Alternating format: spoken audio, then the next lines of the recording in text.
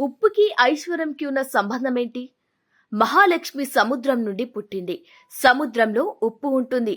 ఉప్పు అంటే రాళ్ల ఉప్పు లేదా కల్లుప్పు. కల్లుప్పు అంటారు. ఉప్పుని తొక్కకూడదు, మహాలక్ష్మి అని అంటారు. ఉప్పుని చేతితో తీసుకొని ఎదుటివారి చేతికి ఇవ్వకూడదు. చాలా మంది డబ్బు సంపాదిస్తాము కానీ నిలవటం లేదు అని అంటారు. అటువంటి వారు జీతాలు రాగానే మొత్తం డబ్బుని ఒక కాగితంలో చుట్టి ఉప్పు డబ్బాలో ఒక రాత్రంతా ఉంచి మరుసటి రోజు ఉదయం తీసి ఖర్చు పెట్టుకోవాలి. రాత్రిపూట ఉప్పు అనకూడదు అంటారు. రాత్రిపూట లవణం అని అనాలి.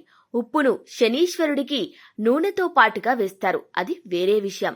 శుక్రవారం రోజు పొద్దున్నే గాజు గ్లాస్లో ఉప్పు కొద్దిగా వేసి ఏదో అనుకూలంగా ఉన్న మూలన పెడితే ఆర్థిక కష్టాలు తీరుతాయి అని అంటారు. కాలం రోజులలో మంగళవారం, శుక్రవారం నాడు ఇంటికి వచ్చిన ముత్తైదులకు చాప మీద కూర్చోబెట్టి మంచి నీళ్లు ఇచ్చి పసుపు కొమ్ములు, కుంకుమ, పండు, తాంబూలం ఇచ్చేవారు. అలా చేయటం వలన సిరి సంపదలు అలాగే సౌభాగ్యం మెండుగా ఉంటాయి అంటారు.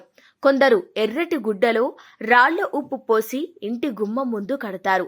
మరుసటి రోజు ఉదయం ఎర్రగుడ్డలో కట్టిన ఉప్పు ఎవరు తొక్కని విధంగా చెట్టు మొదలులో వెయ్యాలి.